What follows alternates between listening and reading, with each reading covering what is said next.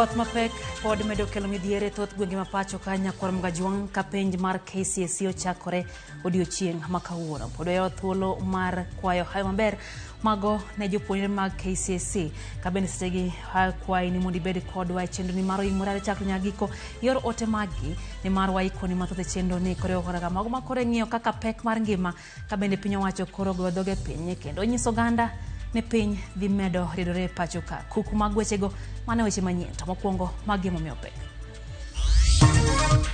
And I read an article in the Financial Times the other day because of the Hamas and Israel war that the international prices could go up to $150. Jotend sirikal oyie ni pek mar ngima koro saso jo Kenya kaluoro bende nitiere ni nengo ma ot dhi medore nyaka mohewo siling 300. We have two KCSE candidates who delivered in our hospital and are doing the KCSE exam. Penj mar klas 12 KCSE ochakore pacho ka mangima e kinde ma jopuonjre moko to timo penjo osiptal bang' konyore. Although there are some parts of the country that started receiving rainfall in September, and we were keen to inform the public that in those places, especially Western Kenya, to be a continuation.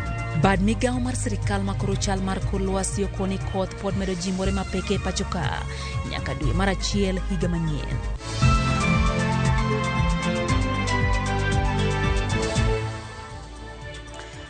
Elizo tieno loko na weche gi otino makawuono nyakwar Gajuang erokamano kuom Ramogi Tv mar mi weche manyien waikore makare be thuolo mar go kod mbaka lai en 236 nono kabend auchiel nono kabende wati live e Facebook, YouTube duto arwake pacho dia makawuono machiegni ma en OIMORE. Nyinga Lydia Okeyo. Kwan ji ma osewito ngimagi bang' masira mar ndara manotimore gweng' Mangata mantiere Salga ya Paya Nakuru kochomo Eldoret to chopo ji 11. Masira no notimore e gwenge katoko gwene kin matatu moting'o jowuoth kod lori mar trailer. Jafwambo marwa Sharon Ong'ao miyo walerno. En masira manotimore e iko gwena. Masira makamano noriwo nyamburko mating'o jowuoth kido mar matatu kaachiel kod lori e gweng' Mangata Apaya Nakuru kochomo Eldoret. Hii ni ajali ambayo imefanyika around saa 9 ya usiku ya alfajiri kati ya lori na matatu. Matatu ilikuwa inatoka sehemu za Kitale ikielekea Nairobi. Kaluwore gi komanda mar obila e kaunti ma Nakuru, achiel kuom jok mane wito ngimagi e masirano en derep matatu ka dereva mar lori ne otony ma oringo. Masirano weyo ka ji 11 owito ngimagi. Dereva wa lori wakati ajali ilifanyika aliweza kutoweka mpaka saa hizi hatujampata. Katika wale walioaga dunia mmoja wao ni dereva wa hiyo matatu shuttle. Pia ndio mmoja ambaye ameweza kuaga dunia kwa jina la Mutenda. Joneno wacho ni Apaya Masalga kochomo Nakuru jathoro yudo masira kinde ka kinde. Kwayo margi en ne piny owacho mondo loso kenge ma ibiro tiek godo medruok mar masira. Ok wanyal bedo ka jumbe ariyo ka wanong'o accident. Koro wakwayo sirikal mondo obed machiegni mondo gibi girangane yore minyalo gol godo masira mar apaya mane area makar kaini. Seche tewa winjo gani accident otimore Ngata Bridge Salga en kamoro achiel ne maseche gitimore te. Sani koro ji owito ngimagi kama pek. Kirango chien kanyo iribono ka gari man kanyo no driver pok ogol kata mama moro pod ni kanyo gi nyathi. Gin ji mang'eny mosewito ngimagi. To en gima ber ka pile kwa chio to wachio ni ji owito ngimagi kama ng'eny.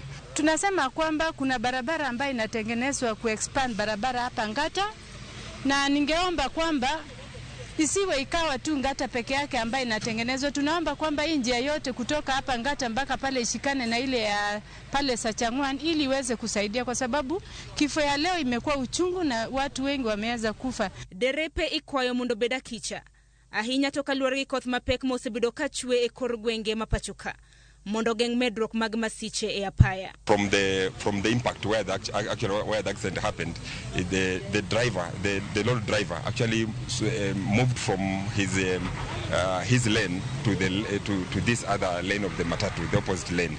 So most likely the early morning diesel would have been the cause, but we are yet to ascertain because actually the driver also disappeared immediately after the accident. Koro wakwayo jowa bende matiyo kod apaya ni wang'eni apaya ni rach. Sani bende koro koth chwe, weche moko bedo magalagala. Wabeduru kwariembo gari maber, to sirikal bende wuogi mondo gimanyi yo minyalo tigo do wach makar kani once and for all. Koro mane madongo kwa serikal mondo wadhi mbele gi weche matimore kamano.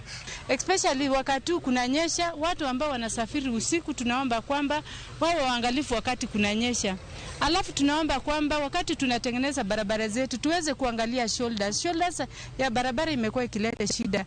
Mara nyingi labda gari ilikuwa inajaribu kupita, ukitaka kuegemea mahali pengine unakuta kwamba ni mtaro. Tunaomba kwamba shoulders iweze kuangaliliwa sana. Jok mane otonye masirano ne oringodo e od thieth e kaunti ma Nakuru. Ka jok mane othoe masirano to ne oter e kar kano ringre e kaunti no. Survivors have been taken to PGH and we are yet to actually to get their names, their details, because most of them were unconscious. So that is the bit that I can give as far as the survivors are concerned. But the dead have been taken to the mortuary. Sharon Ongao, Ramogi TV. Bad migao makoro chal kor lwasi e pacho ka wacho ni koth mapek masani chwe thoth gwenge ma Thurka biro medore dwene. Jatend chenro mar Kenya Meteorological Department KMT wacho ni koth mapek no kidek dhi mbele nyaka dwe mar achiel higa manyien mar 2024. Oganda kwa mondo mi obed motang' kendo gitem bedo mabor gi aore kuonde ma pi pong'ie kod kuonde ma lowo sienyore mondo mi gibed mabor gi midhiero mithoro kel gi koth mapek ma kamano. Koth mapek medo goyo thoth gwenge ma pacho kaka jodak ma Tana River bende koro nigi midhiero bang' aora ma Tana pong' kendo muomo modonje miechgi, wach makoro kelo luoro ma tuoche mithoro kel gi midhiero ma kama. Hata tumepigwa simu tu kuanzia saa 10 saa 9 maji tayari yameharibu kwa nyumba. Sasa vitu vingi vimepotea, chakula imeenda. Tunaomba sana serikali wakati huu wasimame na watu wetu kwa sababu mabarabara ni mbaya, ili watu wazidi kupata relief, chakula relief na pamoja pia mambo ya madawa. Bede migepe mag piny owacho koro kwa oganda modak e pewe kod kuonde ma pi thoro pong'o mondo mi gidar kendo gidhi kuonde moting'ore gi malo mondo mi kik midhiero mikelo gi koth mapek yudgi. People already know which areas are prone to flooding, which areas are prone to mudslides or landslides, which areas render rivers dangerous.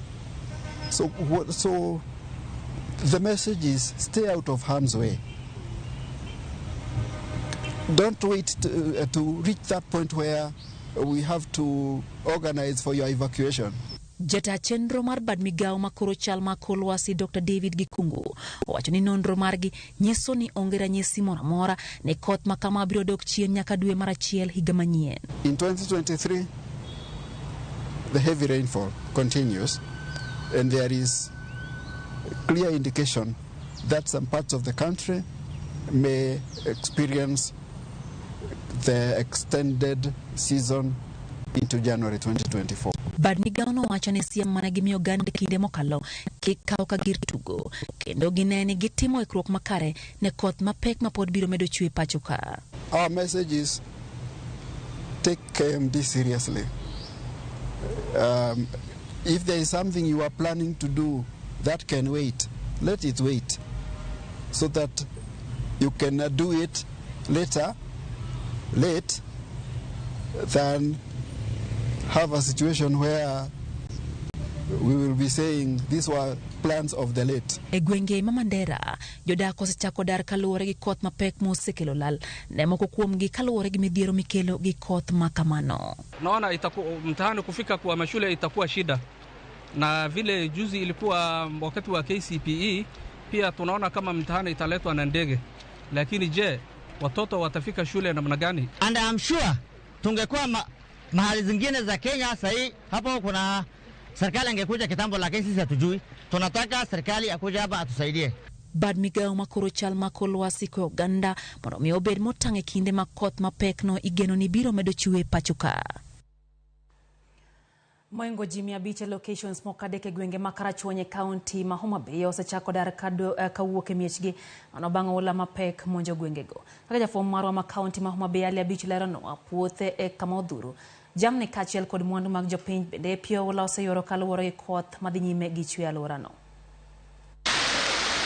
Koth mapek osebedo ka chwe kor gwenge mopogore e kaunti ni ka oganda mathoth bende sani koro dar ka weyo miechgi bang' ka pi oula oseluoro ma oketo diere utegi e kar chung' od bura ma Karachuonyo ma oingo ji 500 e locations moko adek ma gin Kamser Nyakongo, Central Karachuonyo kod mano ma Kogwen Oriang osechako dar ka weyo miechgi ma sani koro pi oula opong'o ma onge kama ginyalo chwe e wigi. Sida ma wan go ka pi osechando wacha koro okinyi pok wachamo kata gimoro, pi opong'o nyaka kendo. Kidhi iye kocha nitie mier 20 ma sani jomoko osedar. Kendo kichako idhi loka koni nitie mama moro madar sani. Aya kichako idhi koni nitie mama moro nodar okinyi. An bende dala notimo pi lilo. E alwora mar Kamser Nyakongo, jopiny ma sani koro dar ka weyo miechgi ywak ni pi oula mawuok e aora Ondhedhe osebedo ka daro gi higa ka higa ka mwandugi kaachiel kod cham ma gipidho e puothegi bende oula oseywero. Ma higa mar 4 ka wasiko wadara kama to onge kony moro amora ma waseyudo nyaka ne pigno chak darowa. Ondhedhe odinore, josiasa ka biro to nyisowa mana ni gidhi a Ondhedhe to Ondhedhe ok giyaw. Sani gige na odhi gi pi, nyithinda be an gi nyithinda adek na nyuolo nyithinda adek matin. Abolo gi wi kitanda kuma dwa chamo onge gi nyithindo. Sirikal kata MPs onego yie okonywa. Familia go ni kod luoro ni koth madhi nyime kod chwe kor gwenge ma pacho ka biro medo hinyogi ka jotelo manotimo limbe alwora ma kono dwaro mondo migepe mopogore mag sirikal oti kanyakla mar manyo yore mosiko minyalo tiyogo wacho oulano. Gima gombo kabisa ni county government gi other agencies like Red Cross aneno roche ka gi joma nyalo konyowa owuog oko mondo konywa. Seche mane governor campaign no oyie ni e sirikande waket connection mar Ondhedhe kod Ondago mondo pigni odhi nam. Omiyo wang'eyo ni sirikande pok wiyo wil gi mano nikech ende CIDP. Mar ariyo, wan gi drenching of River Swamp from Sare nyaka Ondhedhe machop nam entie CIDP. Apisas mawuok e bad migao ma ochung'ne masiche mabiro apoya e sirikand kaunti ma Homa Bay kaachiel kod mano mar Red Cross mane otimo limbe e gwengego eko oyango ikruok ma giseketo mar kedo kod midhiero mikelo kod oula e kaunti ni. Wan kaka jo disaster department wan fully prepared maber kendo wasetimo assessment in all the 40 wards. Ma kidhi e 40 wards gi to wan gi disaster ward committee mabedo chaired gi ward admin. Kendo waketo gi alert mag gimoro amora matimore gi miyowa information kaka saa dhi. Atamalo 60 mag ji modak ka osebedo affected. Pi odonje utegi, pi odaro jomoko, pi odaro jamni. Wan ka iluongo ni Ondhedhe, area ma Simbi, area ma Kobala, wadhi Nyarut kod areas mag Gem. Eka bang'e obiro compile report moriwo kidienje duto te mondo wang'e ni hinyruok chalo nade to jowa dwaro kony machalo nade. Koth mapek masani koro dhi nyime kod chwe kor gwenge mopogore pacho ka medo kelo chandruok ne jodak e kaunti ma Homa Bay ka anyato magoyo modak kuonde ma oula thoro dare jopiny. Jopiny go masani koro oula osedare miechgi dwani mondo sirikal omany yore mosiko minyalo konygi godo ka migao mochune masiche mabiro apoya kaunti ma Homa Bay ka to wacho ni giseketo ikruok makare mar konyo jopiny masani koro pi oula dare miechgi. Ali Abich, Ramogi TV, Homa Bay.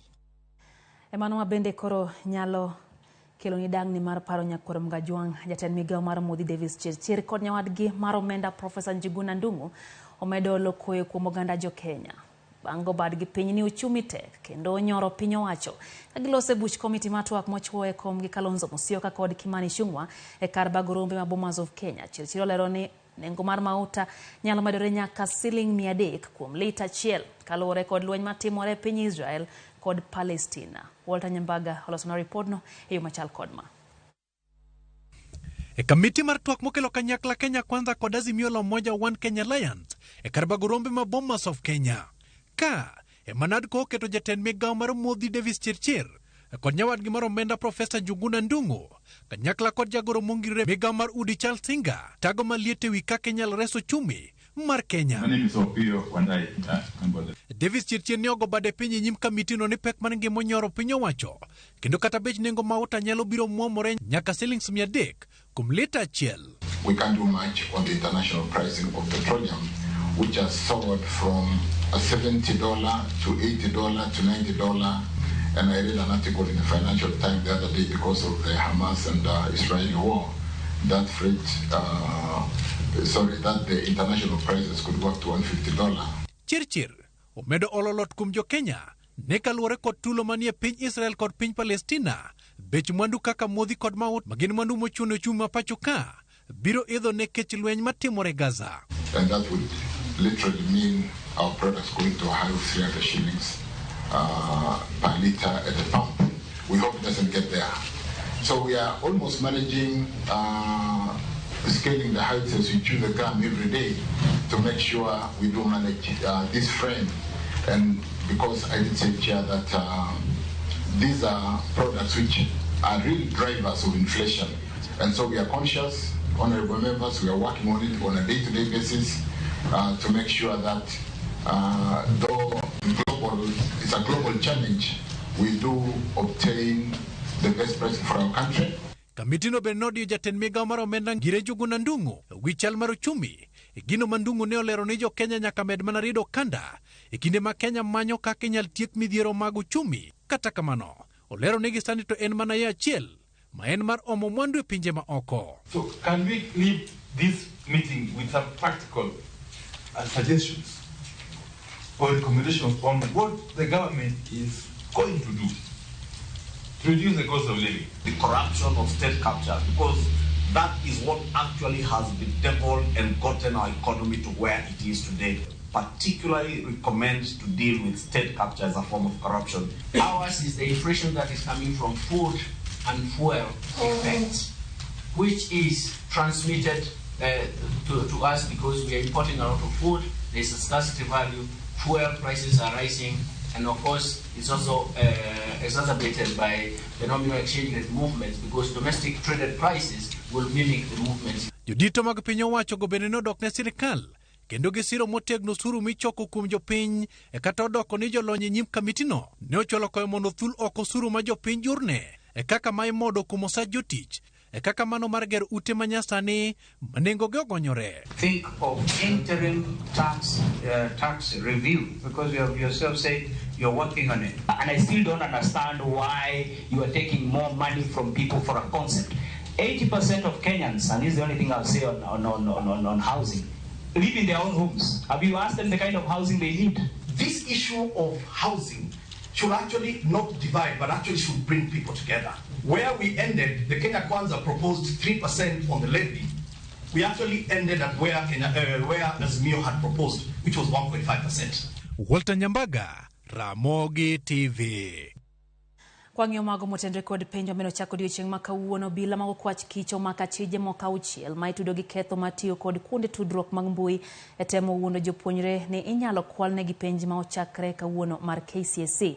E ote ma okwach kich ochapo e mbui margi giyango ni achije auchiel go gin mago matawo kuonde tudruok kata admin matawo grube mago mag tudruok e yor mbui mar Telegram. Kokale tudruok gi bad migawo mochung' ne chenro mag tudruok e pacho ka CAK, okwach kich oyudo tudruok ma kwethno osebedo katimo kokalo mbui no mar Telegram. Nonro yango ni grube mag mbui go oting'o jonyuol kod jopuonjre ma kwan gi ok tin 1,193 maduto osebedo katudre gi achudhego e yor ikruok ne penj mar KCSE. Achije ma osemaki oriwo koda ka Nicholas Kalewa ma jahigni 23 ma omiyore nying mar Mr. Examiner, Martin Mogusu ma ong'ere kaka Professor Martinez manyocha tawo group ma iluongo ni Teachers Updates. Mamoko ma omaki gin bende jopuonjre Faith Wairimu Maina, Bill Hatieno, Prudence Mukami e kin mamoko.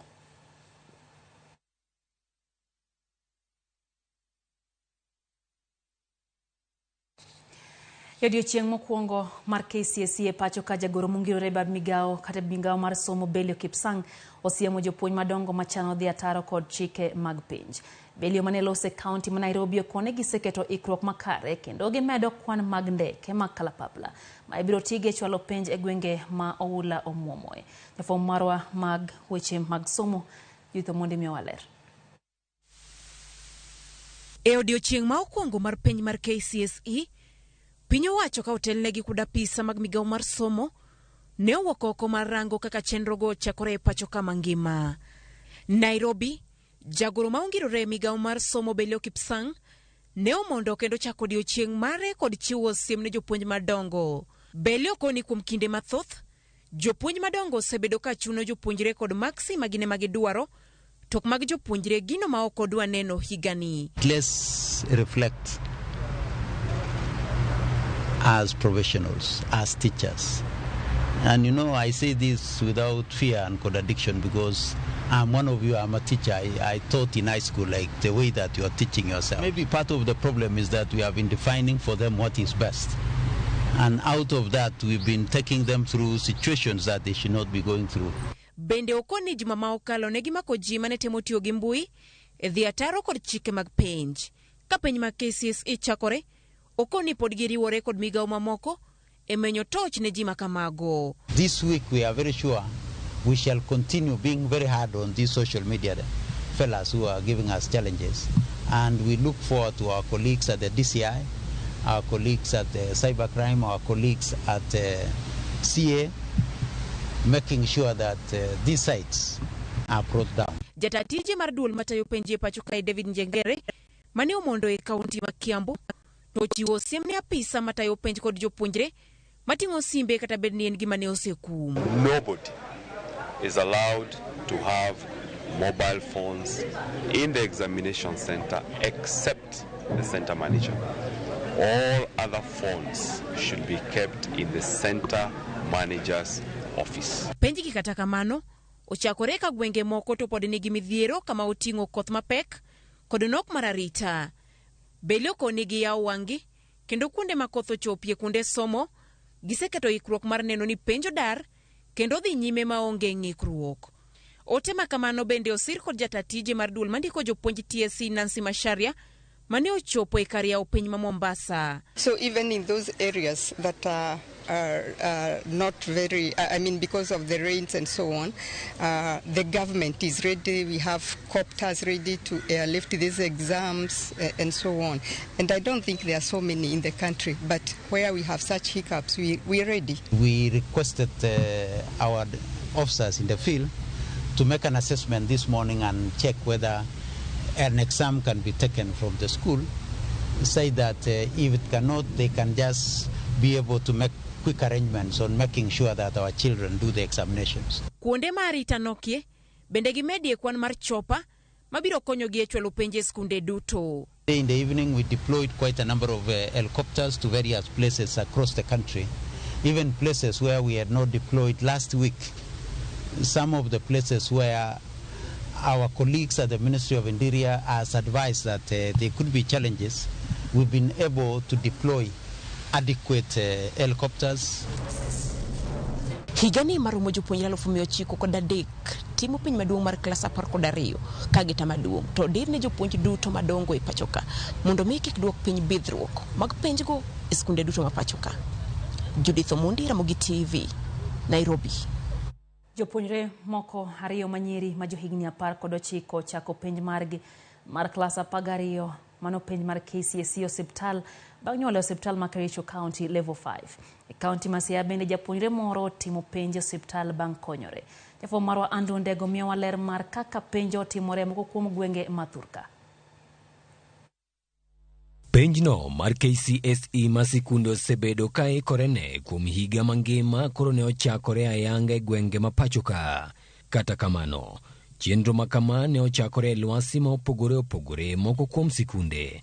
Ka japuonjre moro e kar chung' od bura ma Lego Usonga, County ma Siaya, otimo penj mare mar klas 12 e osiptal ma Siaya Referral bang' konyore otieno ma otelo ne chakruok mag penj. Yesterday night it pounded the whole night, but at least the roads are still passable. Maybe as we go along, things might change. We only have one case of a student who gave birth, who she's hospitalized. Lwasi maket koda mae bende onenore e kaunti ma Kericho kama jopuonjre moko ariyo manyiri ma johigni 19 moro ka moro masomo e skunde mag Kamarus kod Chebigen ochako penj margi ma klas 12 e osiptal bang' konyore e od thieth ma Kericho County Level 5. I wish to confirm that we have 2 KCSE candidates who delivered in our hospital and are doing the KCSE exam here today. One girl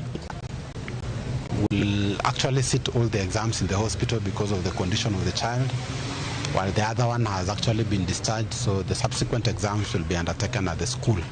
E gwenge mag Kisumu, kwan jopuonjre ma ok tin 151 ne ochako penjno ka director mar TSC Alwora ma Nyanza, Jen Njage, ogolo siem ne oganda manyalo bedo gi paro mar kwalo penj ni biro rakruok kodgi kendo kawnegi okang' ma owinjore.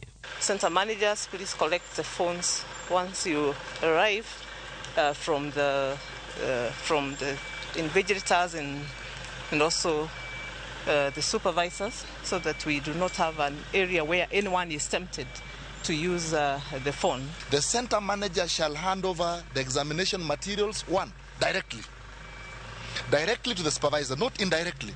Number two, inside the exam room, not at the corridor, inside, and then in the presence of security, invigilators and the candidates. And number four, sign the documents. Gai County Magarisa, Ten County no chiwo kalapapla uchiel mabiro konyo chwalo tese mag penj mag KCSE e gwenge ma osebedo gi achiedh nade mar piola kaluwore gi koth mapek ma osebedo ka chwe e gwenge go. It has rained for the last 5 days. It has rained heavily, but for yesterday and today we are a bit fair. We have 6 choppers in this region that are on standby and are delivering exams in areas that are accessible because of the rains and also because of insecurity. Nyakasani, tend sikunde ma opogore pod medo nyiso luoro margi e wi wach koth masani medo chwe kor gwenge ma pacho ka, magiyango ni kidek chocho chenro mag somo ka achiel gi duoko mag jopuonjre. Andrew Ondego, Ramogi TV. Koram gajong jodak Manjiru makwan gi ok tin 1,000 odhi e doho mar kwedo ng'eto manyocho gol mar yango ni lo magigede en mar Musa Integration Kirima. Jodak dwaro ni mondo bura omi pek kendo doho chungi kik familiano dhi nyime gi kawo okang' moro amora ne jogo ma ogede lobno. Giwacho ni gisedak kanyo kuom thuolo mar kind higni 40 nyaka higni 50 ma kaponi odar gi kanyo to ginyalo yudo midhiero.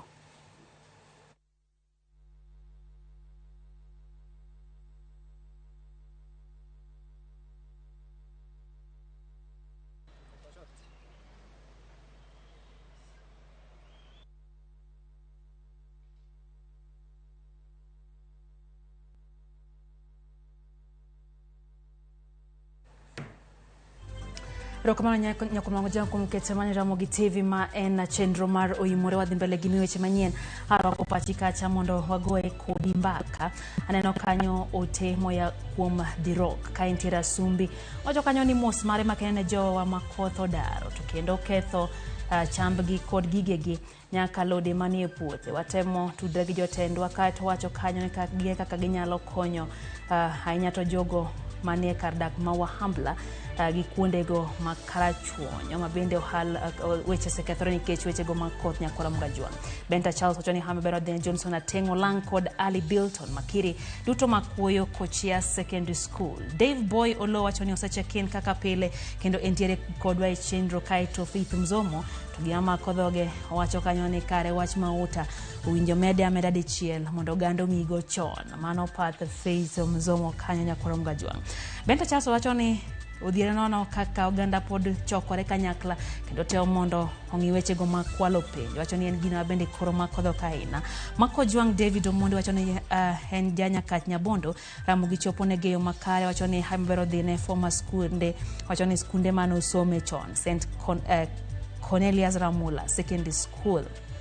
Ka ote maro aneno ka Moses Bolo to wacho ni entiere kojwach kendo Ramogi TV chopo kojwach eyo makare. Steve Nyakwaragai kantie Mombasa neni kachi wacho ni seche kine Lisha Ochola bende wacho ni entiere kojwach endo Prince Alfred Jadahu wacho ni Nyangera Dahu Ramogi TV chopo eyo makare. Kennedy Kimunto wacho kanyo ni gin kanyo gi Honorable Okelo Martin kato wacho no kwa hamabeni nyithindo te Makakra Ward kato wacho ni Nyabisawa Girls Secondary bende okawo hawe makare.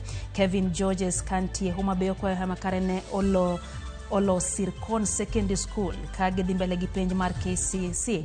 Wacho ni Nyasacho ma jang'uono mondo omigi ng'uono kendo omigi paro makare kine bende koro gitimo penj no maduong'. Otis Ganjo Barobir wacho ni oneno wayo makare ahinya okoyo maber ne Joramunde Secondary School, Usinda Secondary School, Jera Secondary School kod Ralaka Secondary School. Wacho ni giduto gikawo hawi makare. Oginga Francis wacho ni en jamarindi Kanyada. Unjo maber ka entiere Marindi. Hawi makare odhine Sharon Adhiambo Misiani kantie Palamasogo Secondary School. Kato wacho ni kod Grace Okeyo Amenya kagintiere Magina Girls High School. Vincent Kajomo kantie Gemrai Nyakach Ward wacho kanyo ni El Nino is real. Let's plant 100 trees per month. Ningat kangato oneka kanyalo dhi mbele gi pidho yiende maromo 100 dwe ka dwe. Kaito bende no kanyo ka Silas Nyakwaragut wacho ni weche gichope yo makare. Kato Steven Oginga the governor wacho kanyo ni podo medo makwa maber ne former school kata school mano some chon lungo ni St Peter's Dizzy Mixed, St Mary's Marindi Girls kato ge Palamasogo Wiyobiero Alwor. Kato wacho kanyo ni hawi maber bendo dhine Bob Krieger Onyango Tiro ma Wiyobiero otimo penj mar KCSE Nyakorom Gajwang' wayo Martin Chenro eno imore erokamano kuom medo ote magi metudri kodwa waduogo gi mathoth chenro ni mar OIMORE. Inyalo dhi mbele gi oro otego mar hawi makare ne jopuonjre matimo penj maduong' mar KCSE. Kik idhi mabor.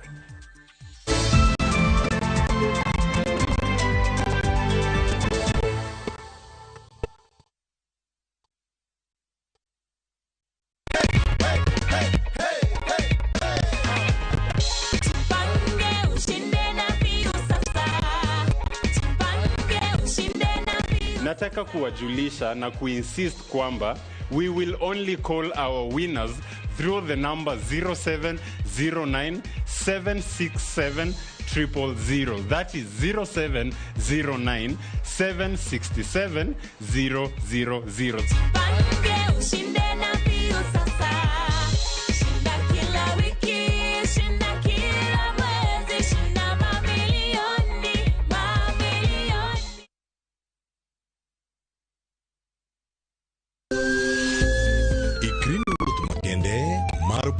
Weche thieth kod rito ngima ji. Nitie gik moko mwanyalo timo mondo mi wageng' tuoni. Kochakore kar yeng'o nyaka kuonde thieth. Kiki mwony yath moro amora kapok daktari opuodho. Wabiro wuoyo gi ji e yo mabiro mulo chunyi kendo miyo pachi yawre. Awuoyo about cerebral palsy.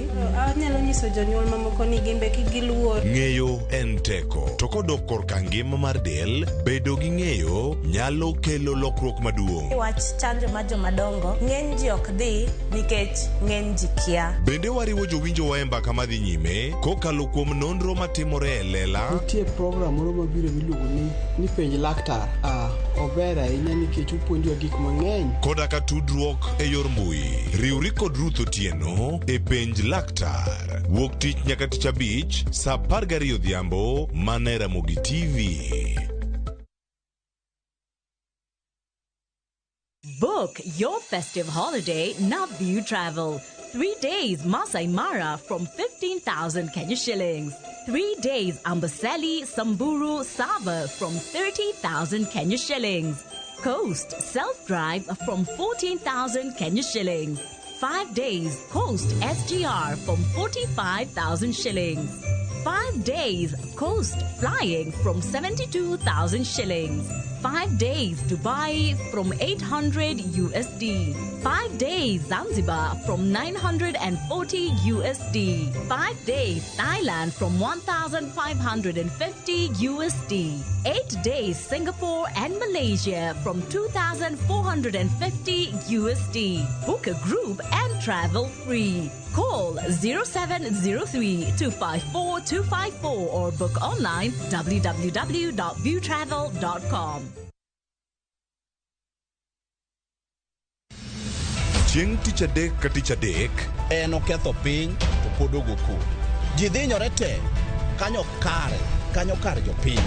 Magi duto yudore mana Ramogi TV. Yani ene ubiro ga bora ne ubiro to otengo abiro timo numa gima abiro timo okono timo jo Kenya bu usaul gi wund ma pile buch jopiny. Tuntie kunde moko bende japiny mano golo lo molos go kembe gi eki ni sani koro kembe go eki ibro usi maduonde japiny ok uwinji e od bura miluongo ni parliament. nyinga Trevor Ombija jandingo panga jonyakach dendo nombija taya nyakwar guok kocha pesa. Tich adek, saa 3 otieno. Kik bai.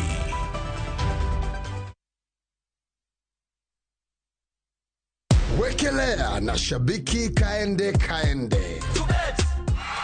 Niliambia kijana mimi sasa siendi na gari, nitengeneze. Nimekujia ndege, uwanja ndege.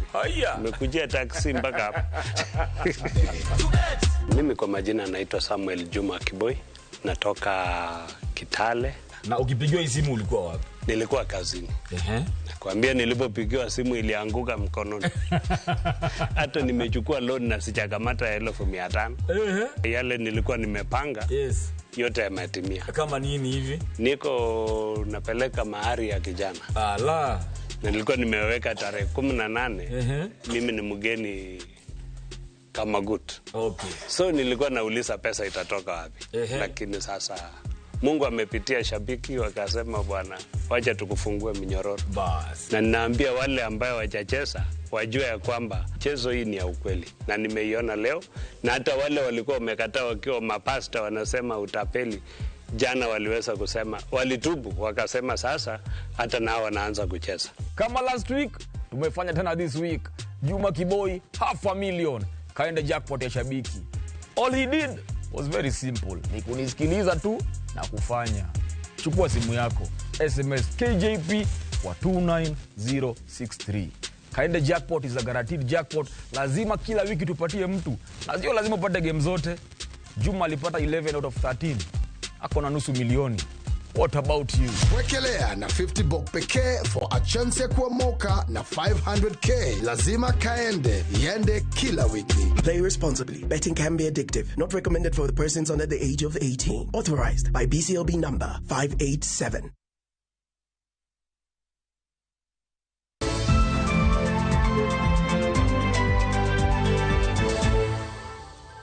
Wadhi mbele gimi weche manyien nyakora mgajwang machiegni kende chendo ni maro OIMORE. Jatend migao mar arita Kithure Kindiki ohum kaluwore gi medruok mar kuo mar jamni e gwenge mag Meru Manyandwat. Kuo ma ichwalo gi kweth mag njore. Kata kamano kuo ni arita osebedo kijiwe alworano kendo obila ma kojolo idhi medi tiego mondo mi orgi gidhi giket arita e gwengego. Increasingly, we have seen in many parts that are affected with the problem of livestock rustling, political leaders trying to interfere with security operations and bringing politics in matters counter banditry. We have instructed our security agencies to make sure that the war against cattle rustlers is not in any way politicized. And any political leader who uses politics to complicate the war against banditry, legal action will be taken against them, irrespective of their political persuasion, whether or not they are leaning towards the government political party or the opposition. We will take action against them. And we will be very ruthless. And we will not care how many votes that particular person got.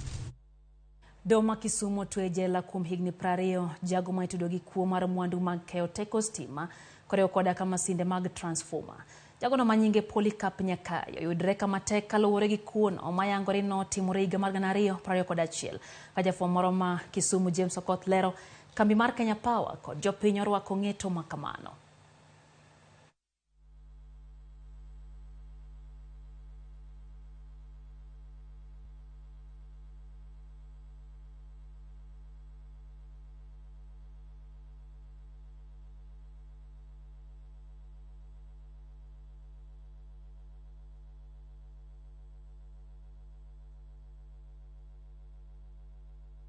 On the 12th count, the accused is hereby sentenced to serve 5 years in jail. That is a total of 60 years. But I'm looking at the first, second, and third counts. The sentences to those counts shall run concurrently. The fourth, fifth, and sixth counts, the sentences shall run concurrently. On the 7th, 8th, and 9th counts, the sentences shall run concurrently.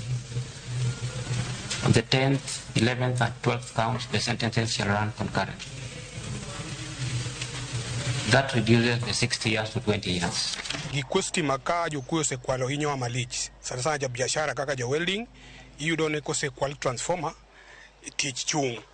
Na ja biashara kaka ja kinyosi, okunyali dimbe legitije, koro biashara ketore. Koro wa appeal to the government mondo joma chal kamano ko yudgi timiyo gi kum mageri.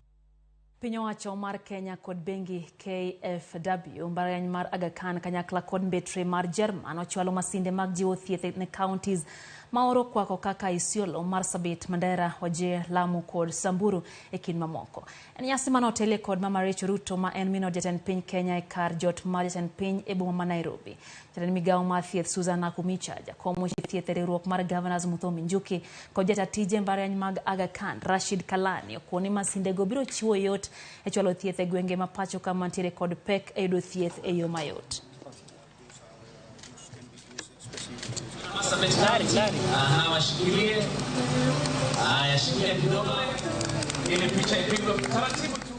Spouses to governors present, Turkana and West Pokot counties also. Today, as we gather here, we are recognizing the efforts that have been made in healthcare and coming together to play our part by handing over medical equipment that will be beneficial to those in far-flanked areas. I wish to extend my gratitude to the German government and the KFW Development Bank, whose generous support will go a long way. His Excellency the President, he has presided over 100,000 community health promoters who are adequately kitted and equally trained to ensure that they provide the services at the community level in the household. To ensure that all citizens have access to highest quality of health services where they need them, and at a cost they can afford. These mobile clinics will significantly increase the reach and accessibility of healthcare services, bringing them closer to the doorstep of Kenyans. Aterie County, Masia kama Governor Masia James Orengo kod Mama Aida Odinga man mino Raila Amolo Odinga no telo ne chenro mar chiwo yanga gi thieth ne nyamrerwa ma County Masia. Orengo motelo ne nyasi ne gwenge mag Gurenga opwoyo kenge ma osego gi nyamrerwa e chopo kare lek mar konyo jotuo e kidienje mopogore opogore county no. Ochiwo ranyisi mar nyamrerwa ma osekonyo mine manyuol kendo reso ngimagi kod zikizingatiwa. Hamjambe wa serikali kuu, tuko na timu ya shughulika vilivyo, na ukipewa hili jukumu muhimu ambalo mmetunukia. Nyamrerwa oknyal bedo janjao nikech kuonde mutiego gi jok mutilgo gin jok miluongo kisumo ni venerable, jok ma nyap gi dendgi seche moko be gi nyap kata gi paro. So un jok ma miyo gi courage, miyo gi ukuoyo kodgi tumiyo gi jingo mondo ging'e ni gibende ginyalo konyore e lwetu. Omiyo pod wakedo ahinya kaka nyicha watimo gi ECD teachers. Nyaka chopie chieng' moro ma koro nyamrerwa koro gin e tich malongo magini payroll malongo koro kwa nyalo wacho ka wan gi sunga ne nyamrerwa tiyo tich kendo wabende wayie gi tich magitiyo. Siaya kende e county machulo stipend chande mochopo siling 3,000. Sub county moko chulo 2,000 gi 500. Kwa dhibera ni jatende kweth mar Azimio la Umoja One Kenya Alliance Raila Amolo Odinga golo kony mar chiemo mabedi magedo kod ongede ne ji maromo 3,000 manodar e bunge mamau e kar chung'od bura ma Narok North. Jasiasa ma Narok manalaro kom governor gi otiko mar ODM e yiero mokalo Moitalel Ole Kenta manochiwo michgo elo Raila Odinga wacho ni michgo gin mar konyo ganda goto ok mag goyo siasa. Okomo mondo mi piny owacho tim nonro mondo mi ging'e malong'o weche mag kiewo kapok odargi e bungego kaluwore gi ywak jodak mamoko wacho ni ok ne gikalo kiewo ka okang' ma kamano bende koro giwacho ni orocho chenro mag piny ma jopuonjre maya gwengego winjo bed ni timo. Moko kuom utego nowang' ka cham manie puothe bende nokethore kinde mane daro oganda go e gwenge ma Enabelbel, Eneng'atia, Olol Pith kod Olo Kurto kendo weyo ji maromo 3,000 kaonge kuonde dak. Akawapea mabati 500. Mimi pia nimewaletea unga bel na marafiki bel 200. Ndio hata kama hiyo chakula itawatosha siku 2 ama 3 ya watoto wasiumie. Hiyo tu ndio mimi nimefanya nini? Imenileta. Hii mambo ya kusema ati sababu sisi ati mimi nakuja kuingilia viongozi. Nataka kusema mimi na viongozi wa Masai tuko pamoja kwa hii. Na hiyo umoja ambayo tuko naye ni ya kusema tunataka watu wetu wapewe haki. Mimi niko wale kusema wapewe haki. Yule ambaye basi anasema wasipewe haki hatuko na yeye.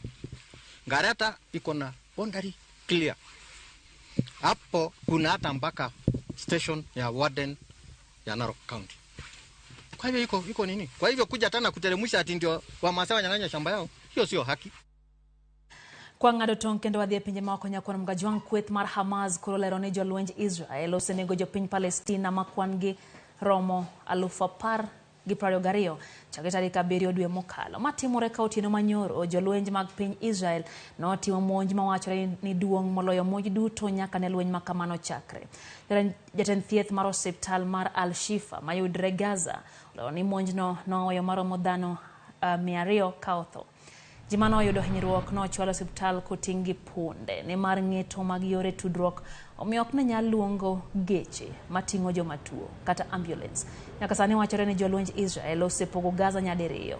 Mano en milambo kod nyandwat ka koro gimedo kwa jodak mondo mi odar kadhi milambo ni mar kweth magigeto ogoyo tach nyandwat. Kata kamano chenro mar daro jodak kawuok Gaza kochomo Misri kochomo Israel dhi mbele.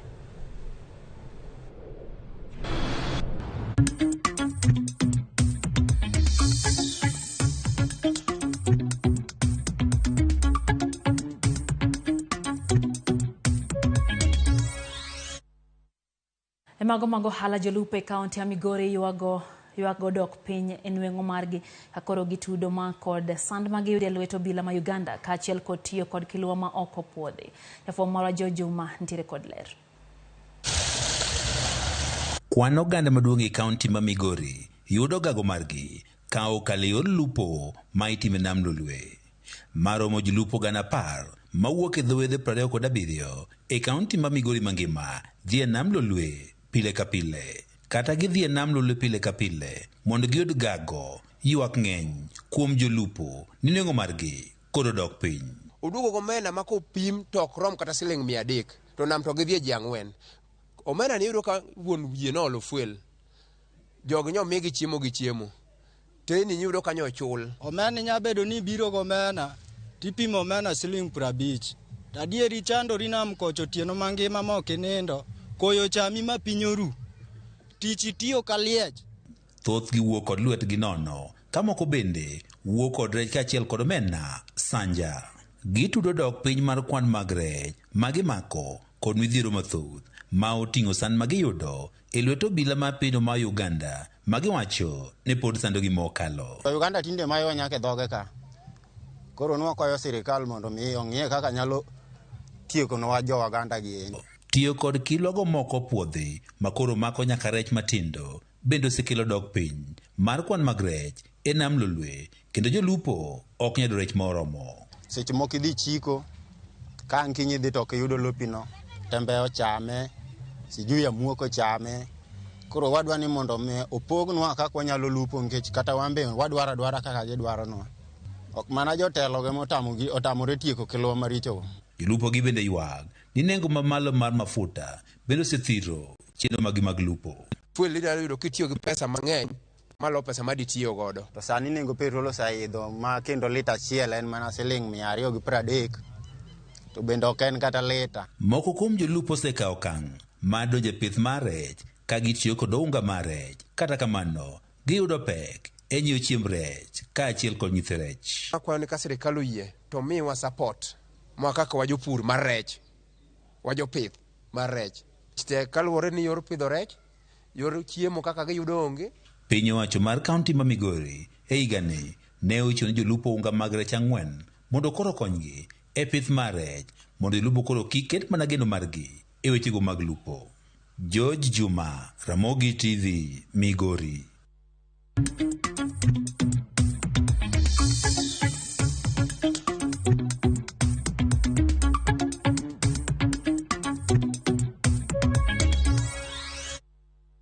Thuolo machielo wakawo yueyo kata kapok akawo yueyo no nyakurom ga jwang'a nyisi kacha ne wanyalo go kodi mbaka. Deno wacho kanyo ni Philip Onyango Agutu kantie karachuonyo. Mano kanyo baba ne wacho ni gibedo mos gineno Ramogi TV.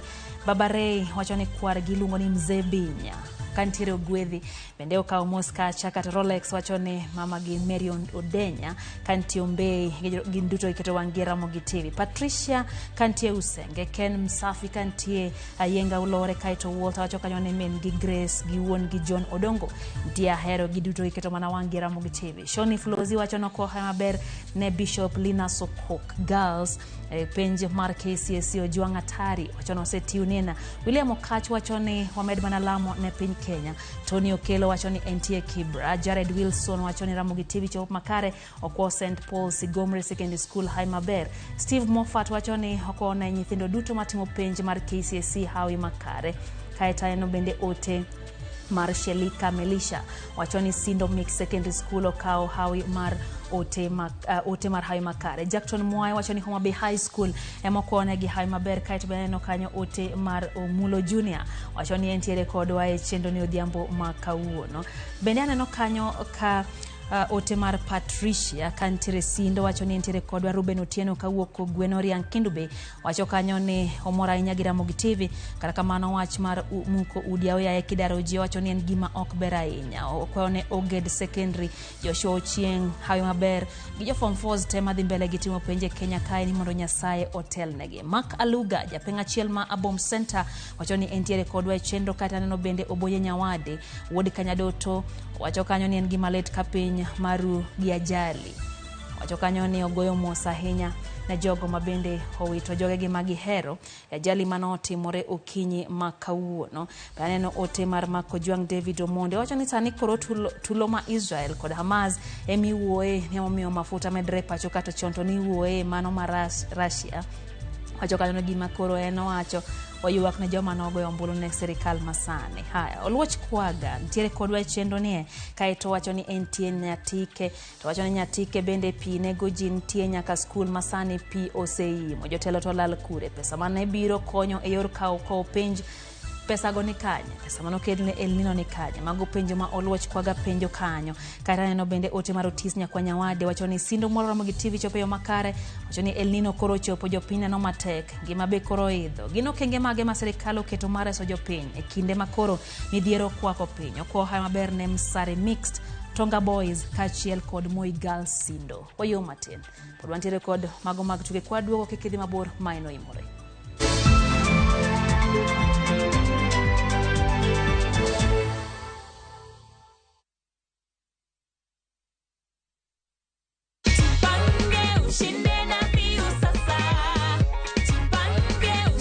Nini una watchingi kwa hivi sasa? Kwa hivi sasa naona Kigosho. Kigosho? Yes. Naona Mugithi. Sawa. Sasa juu story, daily winners wanakula 100k. Weekly winners wanakula 500k, that's half a million. And the grand winner anakula milioni 3. Hapo sitoki. Una USSD code unafinya star 487 star 3 hash. Alafu unacheza na either 50 bob ama so moja ku get points. Sawa? Haki nitajaribu. Kila wiki shinda kila mwezi shinda mamilioni.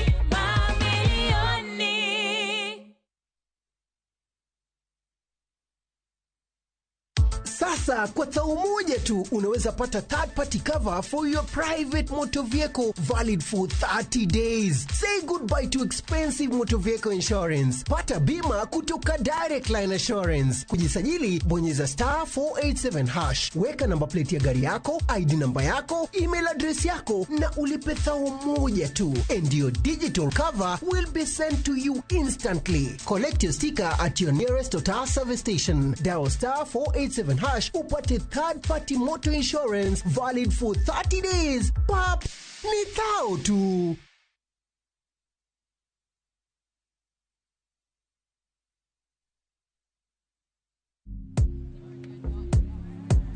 Iyo. Bwana leo umedunga unakaa msanii. Umeenda kudrop album nini? Leo ni kwa malotu. Chikini zo odds bana. Buda. Unachezaje hapa? Buda na hiyo ya katikati sinkeka kichwa itajiba. Buda nakwambia WhatsApp hapa ni bibi yako Buda. Wangu umentamu. Sawa. Pata odds moto. 100% welcome bonus. Start za game, markets kibao. Na kama beti naungua, una cash out kabla ichomeke. Wekelea na shabiki.com. Shabiki na give. Ruka juu, nimeka kichwa tu na kugoja magizani kabet kaka Ivana.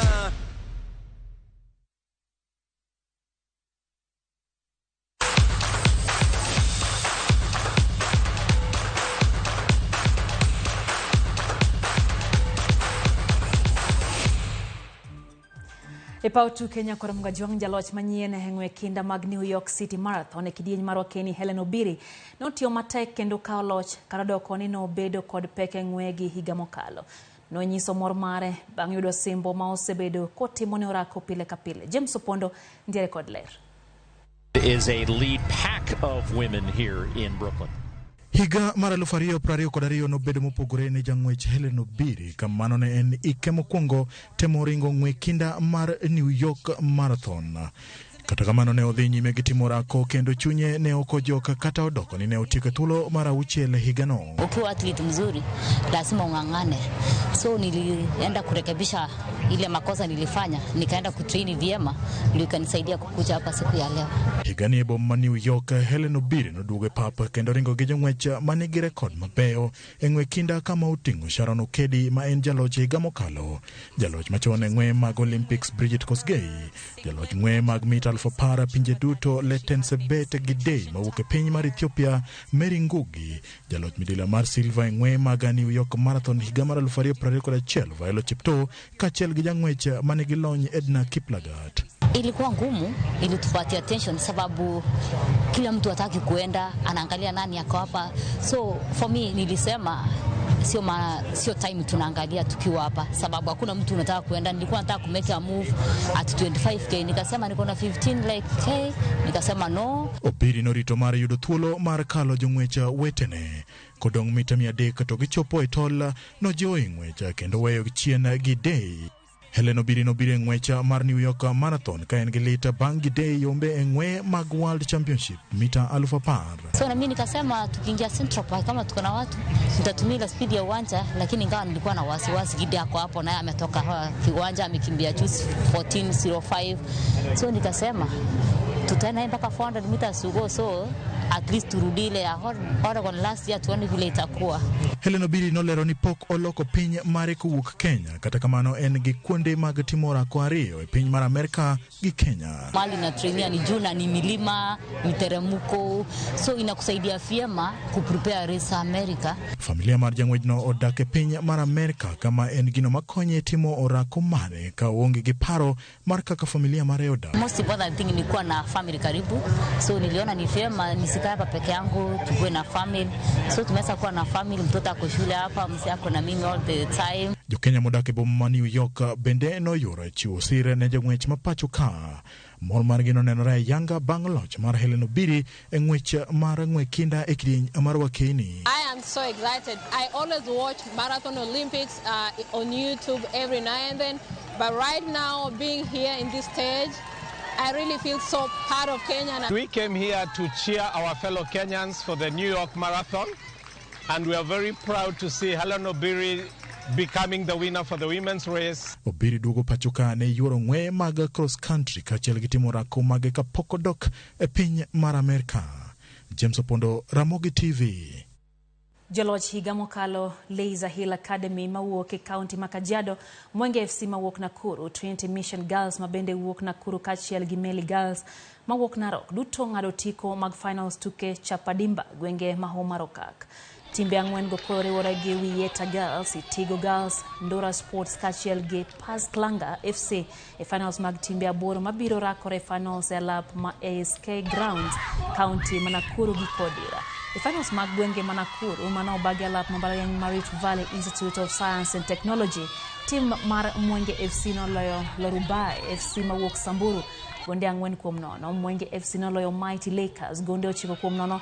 Lorubayo FC mawuok e kaunti ma Samburu nong'ado tiko mag finals banglo team mar Bamba Youth onde 2-0. Riwruok matayo tuke mag golf mag nyithindo mapacho ka Junior Golf Foundation noyudo sir mar opiche golf mar 2024 kowuok kuom riwruok mar DP World masiro tuke mag DP World Golf Tour. Opiche mag Junior Golf Foundation noyudo gin moko kuom opiche mar riwruok mar DP World chiwo mar siro tuke e gwenge mago tuke mag golf. Opiche go gin moko kuom opiche manotigo de tuke mag European Tour kakoro gibiro kada biro margi nyiso geno ni tuke mag golf biro gerore kochakore kod nyithindo matindo mayudre kor gwenge. Riwruok mar Junior Golf Foundation olero ni opiche go ibiro chwal ne klepe 30 mayudre pacho ka mar konyo rem ma osebedoe. Remigawo mar weche tuke Ababu na Mwamba manomiyo piche bo ma Dubai no chiwo piche go ne captain mag klepe mopogore opogore. This is a huge milestone for us.